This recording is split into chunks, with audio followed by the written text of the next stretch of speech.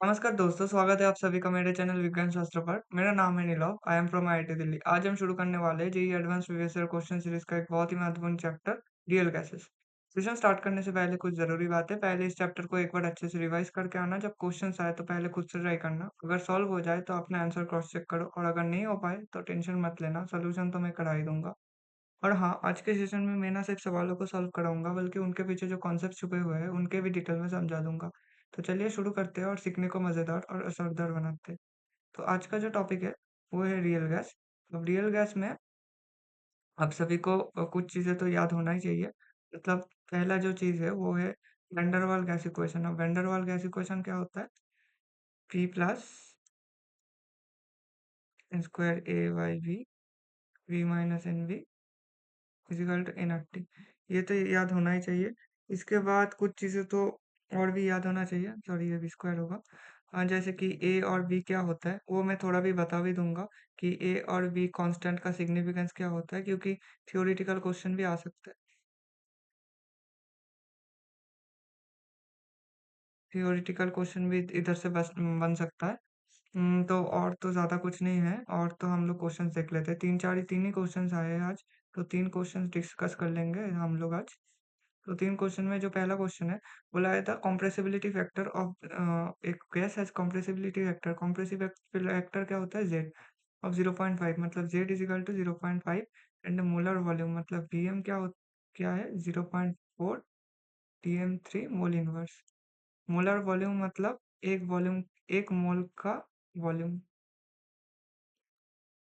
और टेम्परेचर क्या दिया है? 800 केल्विन। And pressure 1 atm। तो जेड का फॉर्मूला हमें पता है। जेड का फॉर्मूला क्या होता है? Z PVM by R T. अब प्रेशर हमको निकालना है। प्रेशर इज इक्वल टू क्या होगा? Z R T by P M.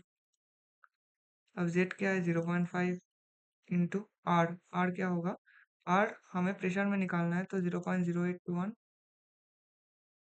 Litre ATM mole inverse kelvin inverse into temperature 800 kelvin by VM कितना होगा? 0.4 डीएम3 मोल इनवर्स।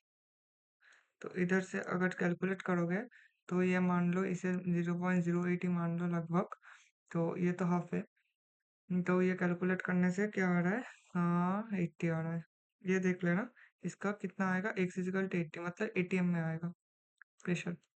अब बोला गया है if it shows ideal gas behaviour at the same temperature and pressure the molar volume will be Y.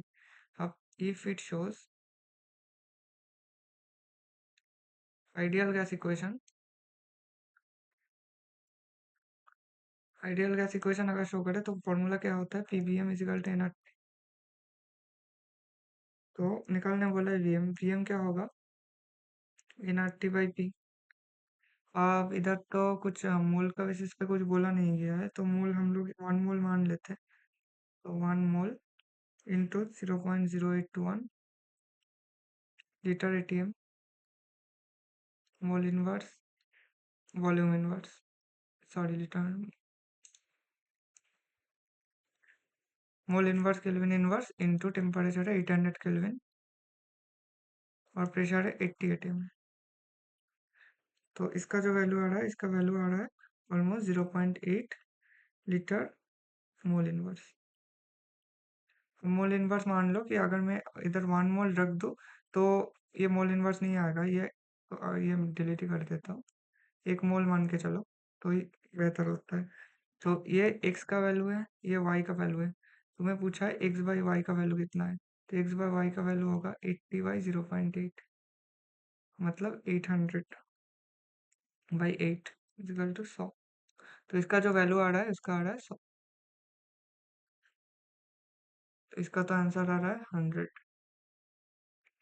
इसके बाद बोला है कि 1 mole of a monoatomic gas, हाँ, real gas satisfied by the equation PV minus B. तो PV minus B कैसे आया?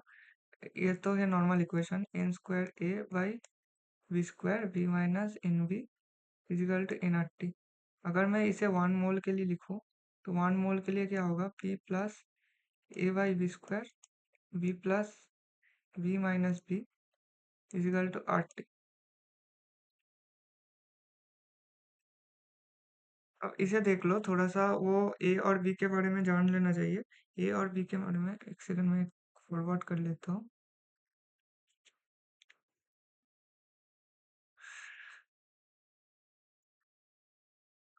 अगर मैं ए और बी के बारे में थोड़ा सा बोल दूं कि ए क्या है और बी क्या है। ए क्या होता है? The strength of the intermolecular the intermolecular interaction between the gas atoms, and it is represented by A। जो अट्रैक्शन फोर्सेस होता है रिप्रेजेंटेड बाय ए। बेसिकली क्या होता है? ये अट्रैक्शन फोर्सेस होता है। अट्रैक्शन फोर्सेस है, और इसका जो फॉर अगर हम लोग इसे वो निकालना चाहिए, इसके यूनिट निकालना चाहिए, तो ए और वी स्क्वायर सम हो रहा है, तो ए स्क्वायर और वी स्क्वायर का यूनिट सेम होगा। तो अगर जो प्रेशर का यूनिट होता है, प्रेशर का यूनिट होता है एटीएम, तो उसके साथ ए बाई वी स्क्वायर होगा। तो वी स्क्वायर का वॉल्यूम का क्या है? Litre, litre square. तो ए का जो यूनिट होगा वो है लीटर स्क्वायर एटीएम। अगर मोल आए, तो मोल अगर आए तो उसका जो टोटल यूनिट होता है, unit of A with mole, litre square ATM mole square, mole minus two. ये है यूनिट। और बी का क्या आएगा? बी का वॉल्यूम में आएगा, मतलब वॉल्यूम में आए तो लीटर बाई मोल। जब मोल्स का हम लोग रिप्रेजेंट करते हैं, क्योंकि इधर तो एन होगा ना, ये एन इधर आएगा, जो भी है। और बी क्या है? बी को हम लोग बोलते हैं को volume. The volume involved by the gas atoms, involved by the gas atoms is addressed by the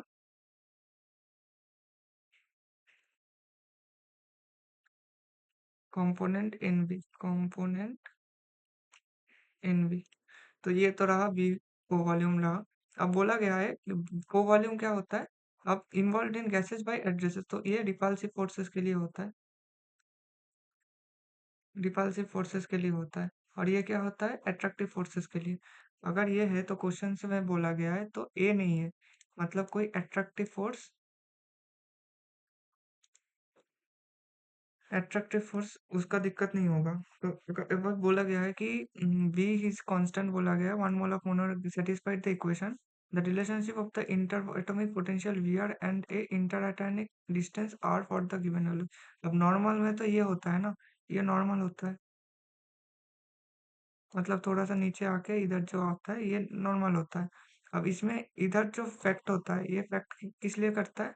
attractive forces के लिए नीचे जाता है। अब ये ग्राफ को मैं अगर ढंग से करूँ, तो ये तो आर है, रेडियल बॉन्ड लेंथ बोल सकते हो। आर इधर क्या होता है? स्मॉल होता जा रहा है, ये तो जीरो है ना, तो ये लो वैल्यू है, और ये क्या है? हाई वैल्यू है।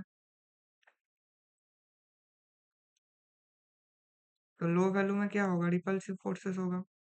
लो वैल्यू में रिपल्सिव फोर्सेस, अगर लो वैल्यू में रिपल्सिव फोर्सेस रहा, लो वैल्यू में रिपल्सिव फोर्सेस रह रहा है इधर, इस साइड क्या हो रहा है? Repulsive forces.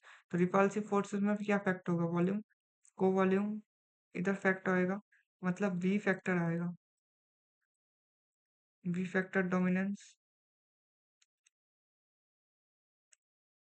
और क्योंकि ये रिपल्सिव रिपल्सिव फोर्स रिपल्शन का काम कर रहा है, तो अट्रैक्शन तो नहीं है। तो अट्रैक्शन नहीं है तो ये तो जीरो रहेगा, ये ऐसा रहेगा, ये भी ऐसा रहेगा, ये भी ऐसा रहेगा।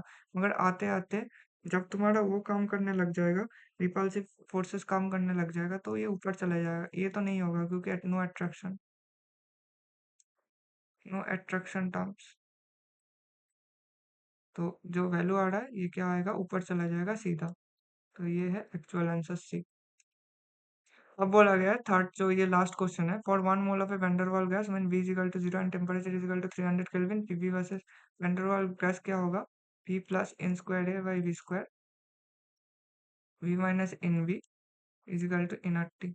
अब 1 मोल के लिए P plus A by V square, V minus V is equal to R T. अब बोला गया है p इज इक्वल टू 0, तो ये आएगा p plus A by B square into V is equal to R T, मतलब P V plus A by B is equal to R T. आप बोला गया है पीवी वर्सेस, तो PV is equal to R T minus A by B. अब graph किसके बीच के बीच में है, पीवी और ए बी, 1/v। तो स्लोप क्या आएगा, ये तो आएगा आर टी। इंटरसेप्ट जो आएगा, इंटरसेप्ट आएगा आर टी, मतलब y is equal to C minus M X. और स्लोप क्या आ रहा है, slope is equal to M minus M, जो भी है वो है ए माइनस ए, तो इसका स्लोप क्या है, माइनस ए। अब बोला गया है the value of Van der Waals forces, A का वैल्यू क्या है, तो slope is equal to minus A is equal to क्या होगा, तो D Y by D X. अब डी वाई कितना होगा, इन दोनों के बीच में क्या है, तो वह 21.6 माइनस 20.1 बाई 3.0 माइनस 2.0, सॉरी ये तो ये माइनस ही रहेगा। ये 21.6 किसके लिए हो रहा है, 2 के लिए हो रहा है, और ये 3 के लिए हो रहा है। तो इसको अगर करो तो 0.5 आता है, 1.5 बाई 1 माइनस 1, तो माइनस 1.5। तो जो ए का वैल्यू आ रहा है, एक्चुअल वैल्यू आ रहा है, वो है 1.5 इसका वैल्यू आ रहा है। इसका अगर मैग्नीट्यूड देखें तो इसका 1.5 होगा, मतलब इसका आंसर हो रहा है सी। तो यही था रियल गैस का, ज्यादा कुछ नहीं था। तो रियल गैस में पढ़ने लायक क्या है, वैंडरवाल गैस इक्वेशन, वैंडरवाल गैस इक्वेशन, ये अच्छे से पढ़ लो, ये बहुत ही ज़्यादा इंपॉर्टेंट हो जाएगा। और एक बार वो ये देख लेना कि कॉम्प्रेसिबिलिटी फैक्टर देख लेना, एक सेकंड, हाँ कॉम्प्रेसिबिलिटी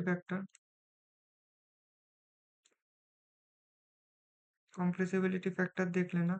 और उसके साथ वैंडरवाल गैस इक्वेशन का ए और वी का ये कॉन्स्टेंट्स जो दो है, ये कॉन्स्टेंट्स के ऊपर कोई थियोरिटिकल क्वेश्चन आ सकता है, इसका तो चांस है, थियोरिटिकल क्वेश्चन आने का कोई चांसेस है।